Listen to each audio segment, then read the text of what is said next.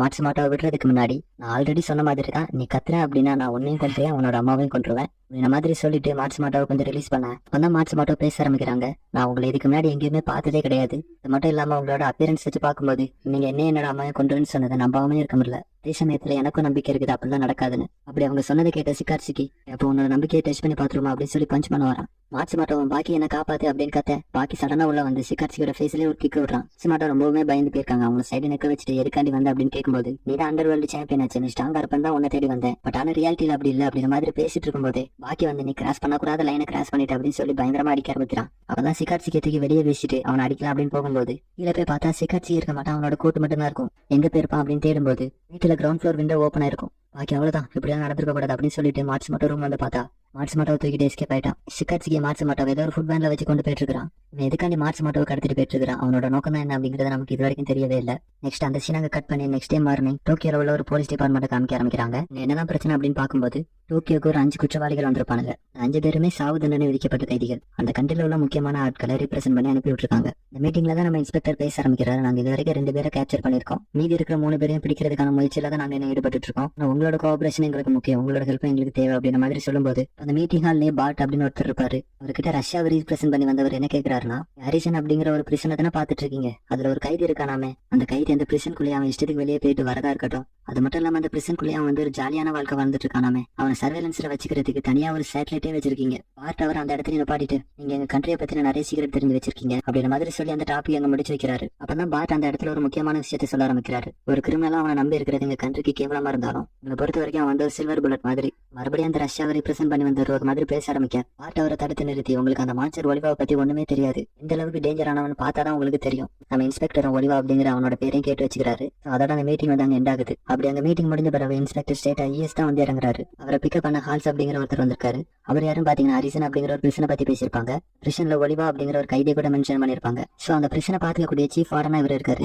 அவங்க பிரிசனை நோக்கி போயிட்டு இருக்கும்போதுதான் இன்ஸ்பெக்டர் ஹால்ஸை பார்த்து, அமெரிக்கன்ஸுக்கு எல்லாம் ஓவர் டைம் ஒர்க் பண்றதுனா பிடிக்காதுன்னு கேள்விப்பட்டேன். அப்பதான் ஹால்ஸ் நீங்க வரனால இன்னைக்கு ஒலிவா வந்து ஓவர் டைம் ஒர்க் பண்ண சொல்லி கேட்டுக்கிட்டான் அப்படின்னு மாதிரி சொல்ல இன்ஸ்பெக்டர் ஆச்சரியப்பட்டு, ஒலிவாக்கு ஆல்ரெடி வரது தெரியுமா, ஒலிவாக்கு இங்க தெரியாத விஷயமே இல்லை அப்படின்னு சொல்லி கூட்டு போக ஆரம்பிக்கிறாங்க. ஃபைனலா பிரிசனுக்கு வந்த பிறகு உள்ள ஒவ்வொரு பிளாக்கா தாண்டி போக போக இன்ஸ்பெக்டர் உள்ள போகும்போது ஃபுல்லா யோசிச்சுக்கிட்டே தான் போயிட்டு இருக்காங்க. எனக்கு வந்து பாக்குறதுக்கு ப்ராப்பர் பிரிசன் மாதிரி தான் இருக்குது. அப்புறம் எதுக்கு ரஷ்யால இருந்து வந்து அவர் வந்து அப்படி சொல்லிட்டு இருந்தாரு அப்படின்னு திங்க் பண்ணிட்டு இருக்காரு. அப்பதான் ஒலிவா இருக்கக்கூடிய செல்லுக்கு வராங்க. அந்த செல்லு வந்து திக்கான அயன் டோரால தான் மூடப்பட்டிருக்கு. இந்த டோரை திறந்து விட்டுட்டு ஒலிவா உங்களை மட்டும் தான் தனியா உள்ள வர சொன்னாருன்னு சொல்ல இன்ஸ்பெக்டர் மட்டும் தனியா உள்ள நடந்து போக ஆரம்பிக்கிறாரு. இது வரைக்கும் நம்ம பார்த்த பிரிசன் வந்து வேற மாதிரி இருந்திருக்கும். டோருக்கு அப்புறம் இருக்கக்கூடியது எல்லாமே டோட்டல் டிஃபரெண்டா இருக்கும். பிகாஸ் அவர் நடந்து போகக்கூடிய கார்பெட்ல இருந்து எல்லாமே லக்ஸரியான பொருளா இருக்குது. ஃபைனலா அந்த டோர் கிட்ட வந்துட்டு உள்ள போகலாமா வேண்டாமான்னு யோசிச்சுட்டு இருக்கும்போது உள்ள இருக்கிற ஒலிவா, இன்ஸ்பெக்டர் வாங்க அப்படின்னு கூப்பிட இவரும் அந்த டோரை திறந்துட்டு பார்த்தா அந்த செல்லில் இல்லாத லக்ஸரி ஐட்டம்ஸே இல்ல. இன்ஸ்பெக்டரே வெல்கம் பண்ணிட்டு நான் உங்களுக்காக தான் ரொம்ப நேரம் காத்துட்டு இருந்தேன். ஆனா நம்ம இன்ஸ்பெக்டர் வந்து அவனோட லுக்கு பார்த்து ரொம்பவே ஆச்சரியப்பட்டு இருக்காரு. அவன் பாக்குறதுக்கு தான் மான்ஸ்டர் மாதிரி இருந்தாலும் அவனோட பாடியில ஃபுல்லாவே மசிலா தான் இருக்குது. அது மட்டும் இல்லாம வெளியே இருக்கிற நம்மளை விட ஒரு கிரிமினலான இவனுக்கு இந்த அளவுக்கான லக்ஸரியும் ஃப்ரீடம் எதுக்காண்டி கொடுத்து வச்சிருக்காங்க அப்படின்னு யோசிச்சுட்டு இருக்காரு.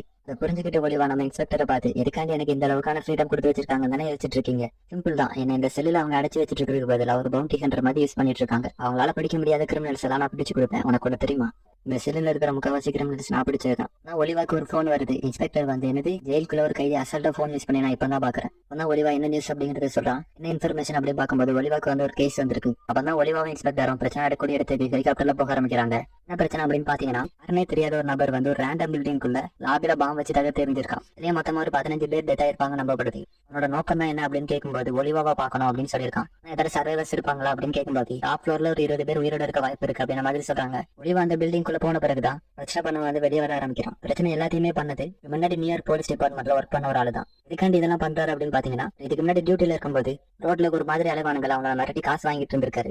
டெய்லியுமே ஒரு சைடு கஸ்ட் மாதிரி பண்ணிட்டு இருந்திருக்காரு. அதான் ஒலிவா இவரை பயங்கரமா அடிச்சு போட்டிருக்கான். அதுக்கடுத்த நாளே அவர் வந்து ரிட்டையர்ட் ஆயிட்டாரு. 24 வருஷம் கழிச்சு ஒலிவாவை ரிவெஞ்ச் எடுக்கிறதுக்காண்டி நான் இவ்வளவு பெரிய பிரச்சனை பண்ணிருக்காரு. ஒலிவா 24 வருஷம் கழிச்சு ரிவெஞ்சுக்காண்டியே வந்திருக்கு. சரி, அதுக்காண்டியே உனக்கு என்ன அடிக்கிறதுக்கான சான்ஸ் கொடுக்கணும் அடிச்சு அப்படின்னு சொல்ல அவனை வந்து ஷார்ட் கன் வச்சு சுட ஆரம்பிக்கிறான். ஷார்ட் கன்லயே அந்த அளவுக்கு ஒரு பயங்கரமான எஃபெக்ட் இருந்த மாதிரி இல்ல, ஸ்லைட்டான டேமேஜஸ் தான் இருக்குது. சரி என்னோட டர்ன் சொல்லி ஒரு அடி அடிக்க பிடிச்சிட்டு போய் வெளியே விடுறான். இன்ஸ்பெக்டர்ல இருந்து போலீஸ் எல்லாருமே பார்த்து ஆச்சரியப்பட்டு இருக்காங்க. இவனை பிடிக்கதான் அவங்க இவ்வளவு நேரம் போராடிட்டு இருந்திருப்பாங்க. ஆனா அவங்க இவ்வளவு ஈஸியா பிடிச்ச உடனே பார்த்து ஆச்சரியப்பட ஆரம்பிக்கிறாங்க. அந்த கிரிமினல் அங்க பிடிச்சு கொடுத்துட்டு மறுபடியும் இருக்கக்கூடிய அந்த பிரச்சனைக்கே வந்துடுறான். அது மட்டும் இல்லாம நிறையவே சாப்பிட ஆரம்பிக்கிறான். அவனுக்கு ஷேர் பண்ணக்கூடிய போலீஸ் எல்லாம் பேசுறத வச்சுதான் நமக்கு ஒரு விஷயம் தெரிய ஆரம்பிக்குது. ஒலிவா எந்த அளவுக்கு அதிகமா சாப்பிட ஆரம்பிக்கிறானோ அந்த அளவுக்கு அவன் பாடியில பட்ட பவுன்ஸ் அடியில் எல்லாமே ஹீல் ஆக ஆரம்பிக்கும். நம்ம இன்ஸ்பெக்டர் அதை பார்த்துட்டு அவனுக்கு பட்ட அடி எல்லாமே ஹீல் ஆகிறத பார்த்து இன்ஸ்பெக்டர் பார்த்து ஆச்சரியப்பட்டுக்கிட்டே இருக்கும்போது அப்பதான் ஒலிவா இன்ஸ்பெக்டர் அவன் ரூம்லயே லைப்ரரி மாதிரி ஒன்று இருக்கும், அங்க கூட்டு வருவான். ஆக்சுவலி அது வந்து லைப்ரரி கிடையாது, அவன் இது வரைக்கும் படிச்ச புக்ஸ் எல்லாத்தையும் எத்தனை ரேக் போட்டு அடுக்கி வச்சிருக்கான். அதான் எதுக்காண்டி இன்ஸ்பெக்டர் இந்த இடத்துக்கு கூட்டு வந்தா அப்படிங்கிற விஷயத்தை பேச ஆரம்பிக்கிறான். எனக்கு அப்பவே கேட்டீங்கல்ல, நான் ஒரு கிரிமினலா இருந்துட்டு எதுக்காண்டி இன்னொரு கிரிமினலை பிடிச்சு கொடுக்குறாங்க. அதான் ஒலிவாக்குள்ள இருக்கிற ட்ரூ செல்ஃப் நமக்கு தெரிய ஆரம்பிக்குது. அவன் என்னை விட ஃப்ரீடமா இருக்கிறத என்னால அனுமதிக்க முடியாதுன்னு சொல்ல அதோட ஒலிவா ஒரு பிரைவேட் ஜெட்ல டோக்கியோ கூட்டு வந்துட்டு இருக்காங்க. அப்படியே டோக்கியோக்குள்ள கார்ல கூட்டு வந்துட்டு இருக்கும்போது எனக்கு ஒரு சின்ன வேலை இருக்கு, அதை நான் இப்ப முடிச்சுட்டு திரும்ப வந்துடுறேன் அப்படின்னு சொல்லிட்டு ஓடிடுவாங்க. அப்படியே அங்க அந்த சீனை கட் பண்ணி மார்ச் மாட்டாவை பார்க்கும்போது மார்ச் மாட்டாவை ஏதோ ஒரு பில்டிங்ல கட்டி போட்டு வச்சிருக்காங்க. அது மட்டும் இல்லாம சிகாசி வந்து யாருக்கிட்டே டீலிங் பேசிட்டு இருக்கான். நீ சொல்லிதான் நான் இவளை பிடிச்சிட்டு வந்தேன், இது என்னோட ஸ்டைலே இல்ல அப்படின்ற மாதிரி பேசிட்டு இருக்கேன். அப்படியே அங்க அந்த சீனை கட் பண்ணி பாக்கி என்ன பண்ணிட்டு இருக்கான் அப்படின்னு பார்க்கும்போது பாக்கியோட வீட்டுல இருந்து காட்சி மீதா மார்ச் மாட்டா எங்க இருக்கா அப்படிங்கறத தேடிக்கிட்டு இருக்காரு. அப்படி அவரோட ஆட்களை வச்சு தேடும்போது தான் பாக்கியோட அப்பா தான் மார்ச் மாட்டாவை பிடிச்சு வச்சிருக்காரு அப்படிங்கிறது தெரிய வருது. அப்பதான் சிகாச்சிக்கு உண்மையாவே யாருக்கிட்ட பேசிட்டு இருக்கான் அப்படிங்கறத காமிக்கிறாங்க. உங்களை மாதிரி ஒரு டோட்டிங் பேரண்ட்ஸ் நான் இதுக்கு முன்னாடி பார்த்ததே கிடையாது. நீங்க உங்களோட பையன் மேல நிறைய லவ் வச்சிருக்கீங்க, ஆனா உங்க பையனுக்கு தான் முடியே இல்லையே. அவன் கோவத்தோட இங்க வந்தா கூட அவனோட ரேஞ்ச் வந்து என்ன சாட்டிஸ்ஃபை பண்ணுமா தெரியலையே. சிகாட்சிக்கு வில்லத்தனமா நான் எதுக்கு உன்னோட சன்னுக்காண்டி வெயிட் பண்ணணும், அதான் வேர்ல்ட்ஸ் கிரேட்டஸ்ட் பீயிங் நீ இங்க இருக்கே அப்படிங்கிற பட்சத்துல உன்னோட பையன் எனக்கு தேவையே இல்லை. அப்ப ஹன்மாவும் சண்டைக்கு தயாராக சிகாட்சிக்கு எனக்கு மூடு இல்லை அப்படின்னு சொல்லி மறுபடியும் உட்காந்துருவான். அப்ப சிகாட்சிக்கு வந்து சர்ப்ரைஸ் அட்டாக் கொடுக்கலாம் அப்படின்னு யோசிப்பான். ஆனா அவரை வந்து வேர்ல்ட்ஸ் கிரேட்டஸ்ட் பீயிங் சும்மாவா சொல்றாங்க, டைட்டிலுக்கு ஏற்ற மாதிரி அந்த அட்டாக் சடனா தடுக்கவும் செய்யறாரு. வந்து என்னோட கார்டை நான் டவுன் பண்ணும்போது என்ன அட்டாக் பண்ணலாம் ட்ரை பண்ணேன். பட் ஆனா இந்த மாதிரியான அட்டாக் எல்லாம் என்கிட்ட ஒர்க்கே ஆகாது. சிகாட்சிக்கு கோவப்பட்டு அடிக்கலான்னு போகும்போது அவனோட கையை வந்து யாரோ பிடிக்கிற மாதிரி தெரியுது. கொஞ்சம் கூட எதிர்பார்க்காத மாதிரி ஒலிவா தான் வந்து கையை பிடிக்கிறான். ஒலிவா ஹன்மா இவங்க ரெண்டு பேரும் பேசிக்கிறத வச்சு பார்க்கும்போது இவங்க ரெண்டு பேருமே ஒரு நல்ல ஃப்ரெண்ட்ஸ் அப்படிங்கறத நம்மளால புரிஞ்சுக்க முடியுது. இப்பதான் ஒலிவாவை பத்தின ஒரு விஷயத்தை சிகாட்சிக்கு சொல்ல ஆரம்பிக்கிறான். ஒலிவாக்கு வந்து இன்னொரு பேர் இருக்குது, அதுதான் அன்செயின்டு. அன்செயின்டு அப்படிங்கிறது எதுக்கு இருக்குதுன்னா ஃப்ரீடம். இந்த ஒரு லாவும் இவனுக்கு ஒர்க் ஆகாம உலகத்திலேயே ஃப்ரீடமான வாழ்க்கையை வாழ்ந்துட்டு இருக்கிற ஒரே ஆளுனா அதிகமா மட்டும்தான். இந்த மாதிரி ஒலிவாவை பத்தி நமக்கு தெரியாத ஒரு விஷயத்த சொல்ல சிகாட்சிக்கு வந்து இவங்க ரெண்டு பேரும் பார்த்துட்டு பயப்படுமா அப்படின்னு பார்த்தா மாறா ரொம்பவுமே சந்தோஷப்பட ஆரம்பிக்கிறான். என்ன காரணம் அப்படின்னு பார்க்கும்போது வேர்ல்ட்ஸ் ஸ்ட்ராங்கஸ்ட் அண்ட் ஃப்ரீயஸ்ட் மேன் கூட சண்டை போடுறது வந்து எனக்கு கிடைச்ச ஒரு மிகப்பெரிய ஹானர் அப்படின்னு சொல்லிட்டு சண்டைக்கு தயாராகிறான். அப்ப அங்க இருக்கிறதுல யாருமே எதிர்பார்க்காத மாதிரி அந்த ரூமோட டோரை உடைச்சிட்டு பாக்கி உள்ள வரான். உள்ள வந்த பாக்கி மார்ச் மாட்ட இருக்கிற நிலைமையை பார்த்த உடனே ரொம்பவுமே கோவப்பட ஆரம்பிக்கிறான். கோவத்துல இருக்கிற பாக்கி அங்க வந்து ஒரு பெரிய கிளாஸ் மாதிரி இருக்கும், அதுல சேர்த்து வச்சு அடிக்க ஆரம்பிக்கிறான் பயங்கரமா. அந்த கிளாஸ் வந்து டோட்டலா பிரேக் ஆக ஒரே ஒரு கிக்ல சிகாட்சிக்கு அந்த பில்டிங்ல இருந்தே தூக்கி வீசிடுறான். அப்பதான் ஒலிவா பாக்கிய பார்த்து நீ இந்த ரியாலிட்டியை ஏத்துக்கிட்டே தான் ஆகணும், நீ ஒருத்தரோட லைஃபை வந்து இப்போதைக்கு எண்டு பண்ணிருக்க. இவ்வளவு ஹைட்ல இருந்து கீழே விழுந்து அவன் கண்டிப்பா சர்வே ஆகிறதுக்கு சான்ஸே இல்லை. அவன் மார்ச் மாட்ட வந்த நிலைமையில பார்த்ததுல இருந்தே ஒரு மாதிரி தான் இருக்கான். ஒலிவாவை பார்த்து என்னது ரியாலிட்டியா அப்படின்னு சொல்லிட்டு அடிக்க ஆரம்பிக்கிறான். எதிர்பார்க்காத மாதிரி ஒலிவாவும் பயங்கரமா அடிவாங்க ஆரம்பிக்கிறாரு. ஒலிவாக்கு சின்னலேயே ஒரு பஞ்சு விடுவான், ஆனா ஒலிவா வந்து மூவே ஆக மாட்டான். அப்பதான் ஹன்மாவோட சன்னான வாங்கிட்டு நான் நிறையவே எதிர்பார்த்தேன். இந்த மாதிரி இவர் சொல்லிட்டு இருக்கும் போது பாக்கிக்கு பின்னாடி ஒரு பிரசன்ஸ் செத்துருப்பா அப்படின்னு நினைச்சு சிகாட்சிக்கு வந்து பாக்கிக்கு பின்னாடி நிக்கிறான். எல்லாருக்குமே சிகாட்சிக்கு எங்க இருந்து தப்பிச்சு வந்தா அப்படிங்கிறது தெரியும். அப்படித்தானே அவன் அடைச்சு வச்சிருந்ததை மிஷின் லான்ச் பண்ணக்கூடிய ஒரு இடத்துல ஒரு பிரிசன்ல தான் அடைச்சு வச்சிருந்தாங்க. அங்க பாலிஷா இருக்கக்கூடிய ஒரு எஜ்ஜுமே இல்லாத அந்த இடத்துல இருந்தே அவன் ஏறி வந்துருந்தானா இங்க இருந்து ஈஸியா கீழே வந்து செத்துருவானா நினைக்கிறீங்க?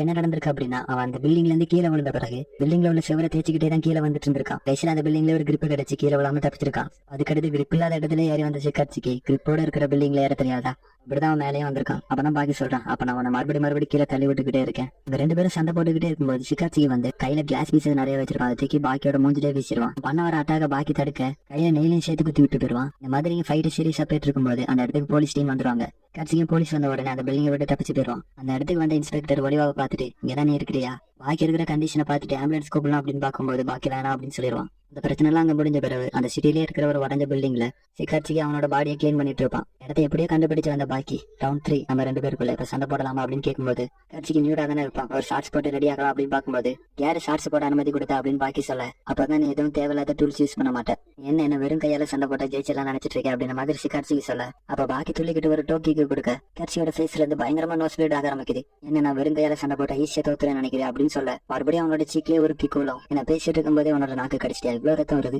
கோவப்பட்ட சிகாட்சி கிட்ட ஒரு வாலி இருக்கும், அது தூக்கி அடிக்கலான்னு வருவான். வாலிய சிகாட்சியோட மண்டையிலேயே மாட்டி விட்டுட்டு பஞ்சு கிக்குன்னு கொடுக்க ஆரம்பிக்கிறான். சிகாட்சி அந்த வாலிய மண்டையில இருந்து எடுக்கலாம் ட்ரை பண்ணும்போது அந்த வாலி மண்டையிலேயே மாட்டிக்கிச்சு. அப்பதான் பாக்கி சிகாட்சியோட நட்ஸ்லயே ஒரு கிக்கு விட சிகாட்சிக்கு நாக் டவுன் ஆகி கீழே விழுறான். அப்பதான் அந்த ஸ்பாட்டுக்கு ஒலிவா வர ஆரம்பிக்கிறான். பார்த்த பாக்கி உனக்கு என்ன வேணும் எதுக்காண்டிங்க வந்திருக்க அப்படின்னு கேட்கும்போது எனக்கு வாங்கிட்ட ஒரு பிரச்சனை இல்லை இப்போ அந்த ஃப்ளோர்ல விழுந்து கிடக்கான்ல அவன் தான் எனக்கு வேணும் ஏன்னா நான் அவங்களுக்கு ஆல்ரெடி ப்ராமிஸ் பண்ணியிருக்கேன் அவனை பிடிச்சு கொடுப்பேன்னு ஒளிவா இங்க வந்ததே அந்த 3 கிரிமினல்ஸையும் பிடிக்கிறதுக்காண்டி தானே அப்பதான் பாக்கி எங்களோட மேட்ச்ல இன்டர்ஃபியர் ஆகுறியா அப்படின்னு சொல்லிட்டு அவனை தடுத்து நிறுத்த பாக்கி ஒளிவா கூடயும் ஃபைட் பிக் பண்ற மாதிரி தான் தெரியுது அவங்க 2 பேரும் சண்டை போட்டு இருக்கிறத பார்த்து சிக்காட்சிக்கு ஒளிவாவை அடிக்க ஆரம்பிக்கிறான் ஒளிவாவை அடிச்ச சிக்காட்சிக்கு என்ன பிடிச்சிட்டு போக போறியா நான் அண்டர் எஸ்டிமேட் பண்ணிட்டேன்னு நினைக்கிறேன் அப்பதான் சிக்காட்சிக்கு அவனோட மனசுலயே நினைச்சுப்பான் நான் அவனுக்கு கொடுத்த கேட்கல வேற யாராட்டும் இருந்திருந்தா மயக்கமாயிருப்பாங்க இல்லாட்டினா நீட்ல ஒன்னாட்டம் பண்ணிருப்பாங்க உடனே இவன் வந்து ஒரு எஃபெக்ட் இல்லாத மாதிரி நிற்கும்போது இந்த மாதிரியான கழுத்துடாது அப்படின்னு சிக்காட்சிக்கு பார்த்துட்டு இருக்கிறான் சிக்காட்சிக்கு வந்து அவனோட பஞ்சிலேயே ஒரு கட் பண்ற டெக்னிக் யூஸ் பண்ணுவான்ல அதை யூஸ் பண்ணி ஒளிவாக்கு பல பஞ்சுகள் கொடுக்க ஆரம்பிக்கிறான் பட் ஆனா அதுல ஒரு பஞ்சு கூட ஒரு சின்ன ஸ்கிராச் கூட கொடுத்த மாதிரி தெரியல நீ நினைக்கிற மாதிரி என்னோட ஸ்கின் கிடையாது என்னோட ஸ்கின் வந்து கோர்ஸ் சால்ட்டால கவர் ஆயிருக்கு ஆனா அவ்வளவு ஈஸியா என்னோட ஸ்கின்னுக்குள்ள உன்னோட பஞ்சால த்ரூ ஆகி வர முடியாது பாக்கி இதெல்லாம் பார்த்து ஆச்சரியப்பட்டு இருப்பான் அப்பதான் ஒளிவா அவரோட ஃபுல் ஸ்ட்ரென்த்தையும் சேர்த்து பஞ்சு சிக்காட்சிக்கு கொடுக்க அவன் அந்த பில்டிங்ல இருந்தே தூக்கி வீசப்படுறான் பறந்து போற சிக்காட்சிக்கு கிட்ட இந்த தடவை பில்டிங்கை கிளைம் பண்ணி வரணும்னு ஆசைப்படாத சொல்ற வர அந்த எபிசோடு வந்தாங்க